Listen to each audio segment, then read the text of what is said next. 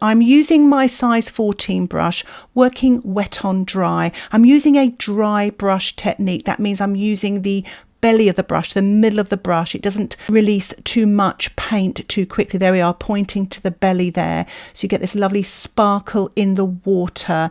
And I'm using a mixture of Cinnerous blue, touch of green, touch of ultramarine. And as you can see here, I'm working a little bit more mid-tone washes here, still using the belly of the brush, painting damp into damp with a little bit of Paynes grey with ultramarine mixed there as well. Again, alternative colours can be found in the description below. I'm mixing up some forest green here with some yellow ochre, painting wet on dry with my size 14 brush, sort of brushing that wet wash into the wet sea as well. So I've got a lovely soft edge there. I'm using some olive green Brusho. If you don't have Brusho, you could spatter some green paint, and I'm using this, sprinkling this onto the damp surface. I'm going to use a little bit of moss green now. If you don't have these colours, just use whatever Brusho you have, and because they usually release lots of different colours anyway. I'm using a little bit of Ost blue, but you could use violet. It's just to create some violet colours and purple colours in the foreground. And I will put a link for a video I made all about Brusho in the description below if you'd like to learn more about this medium. I'm using some grey Brusho now, but you could use black or brown, and sprinkling this through the little hole that I punched in the top of the lid so it doesn't release too much of the medium. Remember, with Brusho, less is more. I'm just painting now with my size 10 brush, wet into wet here. I don't mind about getting back runs, which you do get if you paint wet washes into drying washes. It's all about the texture in this foreground here. So it's a mixture of the forest green, touch of ultramarine, little bit of Paynes grey, and I'm sprinkling some table salt onto the wet or damp surface there to create some more textures. I'm going to let that dry naturally. Meanwhile, I'm using my plastic card to scratch into the wet surface to create some very thin dark lines. Because you're scratching into the surface, remember this is permanent, so if you don't want to do this, you could paint these thin dark lines later. So I'm going to allow my painting to dry naturally to allow the salt to work. As you can see there, the salt works so well. It's absorbed the paint to create these lovely light flowery effects. I will put a link in the description below of a video I made all about salt. Step 4, I'm going to be painting mid and darker washes and details on the bird and the grasses. Before I do that, I'm just brushing off the salt with a paper towel before I start painting the foreground area. And here is a close-up of these lovely textures from the salt and the Brusho. So I'm painting the bird wet on dry with my size 8 round black velvet brush here, using a wash of burnt sienna and a little bit of the Cinnerous blue here to the right and on the tail as well here.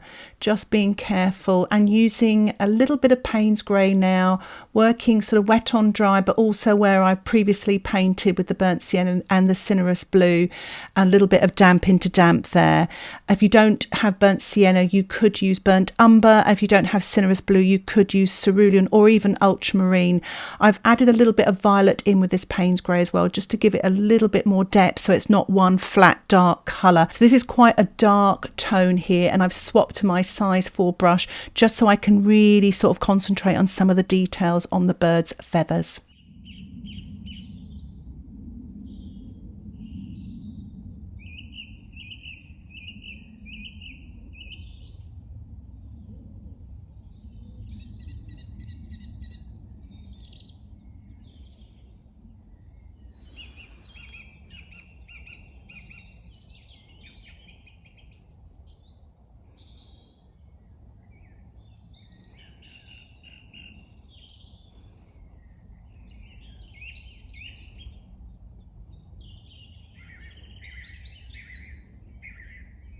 To create a little light, I've just wet the surface there and just lifted off with my paper towel, just so you've got a little bit of a sheen on those black feathers there. I'm just painting in some darker grasses, excuse my hand there, using a little bit of the forest green with some Paynes grey, so it's quite a nice dark green, using my size 4 round brush. Just to say, I did take this photograph, I watched this blackbird on the cliff here, and I was fascinated, and I just wanted to bring it to life in my painting, kind of how I felt about not just the sea behind glistening and the foreground grasses, but just this sort of private moment with the bird minding his own business, just having me sort of come up sort of in front of him there and take the photograph without scaring him off. I'm just painting wet on dry here with my size 4 round brush, some of the darker vegetation here, still using some of the Paynes grey, forest green, but if you don't have those colours you could use burnt umber and Prussian blue, or any sort of green and brown will do as well. And it just brings this whole painting to life by painting the detail in the grasses using mid and darker tonal values.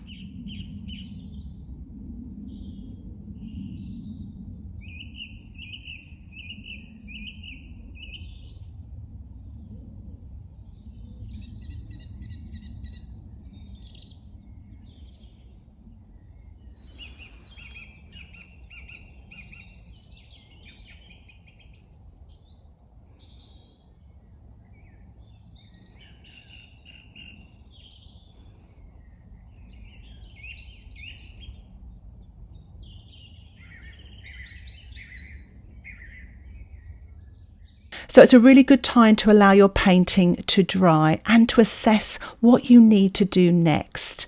So here is the dry painting, and what I'm going to do in step 5 is glaze the foreground grasses and sprinkle some salt. It's quite a simple stage, but it really will bring that foreground forward and make it look more solid. So I've got a big puddle of quite a dilute forest green with yellow ochre here. I'm using my size 10 brush and I'm glazing this thin wash over the dry foreground. It really brings everything together there, and I'm just sort of dropping in with my size 10 brush a darker green wet into wet, and I'm using the plastic card to lift up some of the wet there to create some thinner grasses right on the edge of the cliff top there. I'm also doing this in the middle of the grasses as well. If you're like me and you like things to be a little bit loose, what I'm doing here is I'm spritzing with my spritzer bottle the edge there just to soften it around the blackbird as well, just to sort of bring everything together, soften things back. So some things come forward, others go back. I'm sprinkling now some table salt onto the damp surface, and I'm going to allow my painting to dry naturally. Step 6. Our last step. I'm going to remove the masking fluid that I put on at the beginning, and I'm going to paint darks and details and maybe a little spatter as well. So I'm removing the masking fluid with my paper towel, and as you can see his little beak has appeared and some of the white wildflowers in front of him as well, and also in the foreground grasses. I'm using framing tape as well. You could use masking tape to remove some of the masking fluid. I find that quite a nice way of removing masking fluid if you don't like to use the paper towel. For those of you that may have lost your light, or you might want a little bit more light and texture, you could use a little push pin, and I'm just scratching in to the surface there, as you can see, and it creates a sparkly sort of light effect, very sort of textured, a little bit like the effect of dry brush. You could use a craft knife to do this. Make sure your painting is absolutely dry, or you could sort of tear a hole in your watercolour painting, and this is permanent, but I'm just doing it very gently just to create a little bit of sparkle here and there.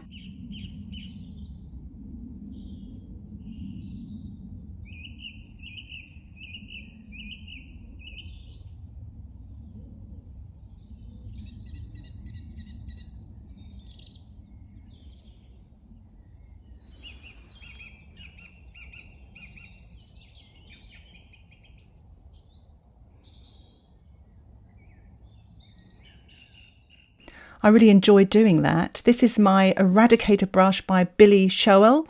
I'll put a link for this in the description below. But it's a little synthetic brush, and it's quite nice just for lifting off very small detailed areas. You could use a small synthetic brush that you may already have, or just a very small watercolour brush. And I'm just sort of lifting off here and there on the blackbird just to create a little soft sheen on his feathers there, a little bit of a shine.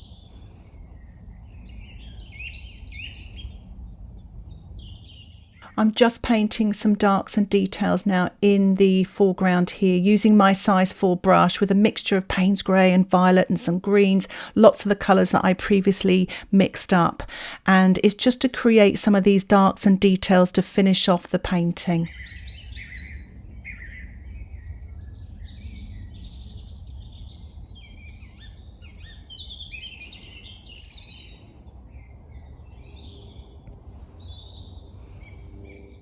I felt I needed a little bit more of colour here, so I'm using a little bit of phthalo green light with some Naples yellow deep. You could use cerulean and yellow, and I'm just painting here wet on dry with my size 4 brush some of this lovely green here, just to give the painting some oomph of colour, which I felt it lacked. I didn't want too much, I didn't want it to be too colourful, but just a little bit, and I'm giving a spatter here of some lemon yellow as well using my size 4 round brush. I'm finishing off with a spatter of white gouache. You could use white watercolour or even white acrylic paint, watered down slightly, just for some light and texture to finish off this painting. And here is the finished painting. I've removed the washi tape. It's got a lovely white border there. It gives me time to assess to see if I need to do any more to this painting, but I think I'll leave it there for now. I really hope you've enjoyed this tutorial using these 6 simple stages. If you have any questions, please put them in the comments section below, and if you'd like to see more tutorials like this, don't forget to subscribe to my YouTube channel. If you'd like to learn more about watercolour painting, why not think about joining my Patreon membership? Details about that can be found in the description below. Thank you so much for watching. Happy painting. Bye for now.